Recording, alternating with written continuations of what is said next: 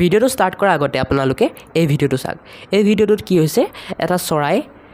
বহুত দিন ধৰি পিঞ্জৰাত বন্দী কৰি ৰখা হৈছিল কিয় ৰখা হৈছিল কাৰণ চৰাইটোৰ ইনজুৰি হৈছিল আৰু সেই ইনজুৰি ঠিক কৰিবলৈ ট্ৰিটমেণ্ট কৰিবলৈ মানে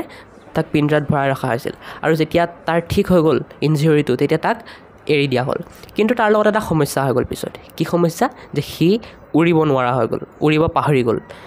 তেনেকৈ এই ভিডিওটো চাই মই এটা কথাই বুজি পাইছোঁ যে যিসকল পেৰেণ্টছে নিজৰ ল'ৰা ছোৱালীক একেবাৰে ঘৰত বন্দী কৰি ৰাখে না বাহিৰত ওলাব দিয়ে না তেওঁলোকৰ মতে নিজৰ ডিচিশ্যন ল'ব দিয়ে তেওঁলোক পিছলৈ গৈ পেলাই মানে সেই ল'ৰা ছোৱালীবোৰ পিছলৈ গৈ পেলাই সমাজত মানে একো কাম ভালকৈ কৰিব নোৱাৰে সকলোৱে সেই ল'ৰা ছোৱালীবোৰক বেঙা গলা বুলি ভাবি পেলাই লুটি খায় চ' এই ভিডিঅ'টোৰ যোগেদি মই সেই পেৰেণ্টছবোৰক যিবোৰে ল'ৰা ছোৱালীবোৰক একদম ফ্ৰীডমেই নিদিয়ে একেবাৰেই নিদিয়ে তেওঁলোকক মানে কথা ক'ব বিচাৰিছোঁ যে আপোনালোকে এনেকৈ নকৰিব নহ'লে পিছত গৈ আপোনাৰ ল'ৰা ছোৱালীয়ে একো এটা কৰি খাব নোৱাৰিব ভালকৈ মানে একো শিকিব নোৱাৰিব অলপমান বাহিৰৰ এনভাইৰনমেণ্টৰ লগত তাক এক্সপ'জাৰ দিয়ক উদাহৰণস্বৰূপে মই মোৰ পেৰেণ্টছৰ কথাই ক'ব পাৰোঁ মোৰ পেৰেণ্টছ ইমানো ষ্ট্ৰিক্ট নহয় আৰু ইমানো একদম হেৰি নহয় মানে ইমানো মোক ফ্ৰীডম নিদিয়ে হয় তেনেকুৱা হ'ব লাগে পূৰা মিডিয়াম যে ইমানো ষ্ট্ৰিক্ট নহয় ইমানো ফ্ৰীডম নহয় কাৰণ বেছি যদি তুমি আপোনালোকে এক্সপ'জাৰ দিয়ে ল'ৰা ছোৱালীটোক তেতিয়া কি হ'ব ল'ৰা ছোৱালীটো বৰবাদ হৈ যাব ৰাতিলৈ ঘৰ নাহিব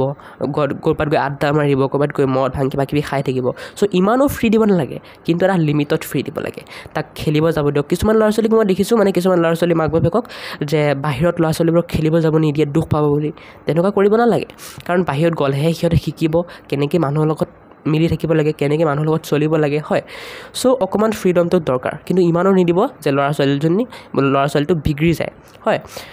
চ' সেইখিনিয়ে ক'বলৈ বিচাৰিছিলোঁ মই এই ভিডিঅ'ৰ যোগেদি যদি কোনোবা পেৰেণ্টছে চাই আছে তেন্তে অনুগ্ৰহ কৰি কথাটো বুজিব আৰু অলপমান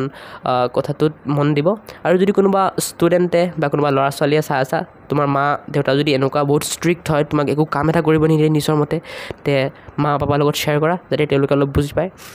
এতিয়া মই মোৰ এটা উদাহৰণ দিওঁ মোৰ মামী পাপা হাফ ষ্ট্ৰিক্ট আৰু হাফ মোক ফ্ৰীডম দিয়ে মানে বেছি একদম নিজৰ মতেও কৰিব নিদিয়ে বেছি একদম নিজৰ মতে কৰিব ল'লে বাধাও নিদিয়ে ঠিক আছে তেনেকৈ মই এটা যেতিয়া স্কুটি চলাব শিকিছিলোঁ তেতিয়া মোৰ মামী পাপাই ফাৰ্ষ্টে কৈছিল যে বাবা তই স্কুটি চলাব নালাগে নহ'লে তই কি হ'ব পৰি পেলাই দুখ পাবি আৰু কষ্ট পাবি কিন্তু পিছলৈ গৈ যেতিয়া মই অলপমান ক'লোঁ নাই নিশিকিলে মোৰ দিগদাৰ হ'ব শিকিব লাগিব কলেজ কেনেকৈ যাম পিছত কি হ'ল চলাব দিলে চ' যেতিয়া নিদিলে সেইটোৱে কি বুজালে মামী পাপা মোৰ মৰম বুজালে হয় মামী পাপাই যে ষ্ট্ৰিক্ট মোৰ প্ৰতি কিমান সেইটো দেখালে কিন্তু যেতিয়া দিলে সেইটোৱে কি বুজালে সেইটোৱে বুজালে যে মামী পাপাই বিচাৰে যে মই শিকি পেলাই মোৰ কামত নিজে লগাব পাৰোঁ হয় চ' তেনেকুৱা হ'ব লাগে যদি মোক একদমেই নিদিলে হয় চলাবলৈ দুখ পাম বুলি তেতিয়া মই জানো শিকিব পাৰিলোঁ হয় নোৱাৰিলোঁ হয় চ' তেনেকুৱা হ'ব লাগে চ' আজি ভিডিঅ'টোৰ যোগেদি মই এইখিনি মানে কথাই আপোনালোকক ক'ব বিচাৰিছিলোঁ চ' এইখিনিতে সামৰণি মাৰোঁ ভিডিঅ'টো নেক্সট লগ পাই আছোঁ বেলেগ এটা টপিকৰ ভিডিঅ'লৈ আজিলৈ বাই চেনেলটো ছাবস্ক্ৰাইব কৰি দিব দেই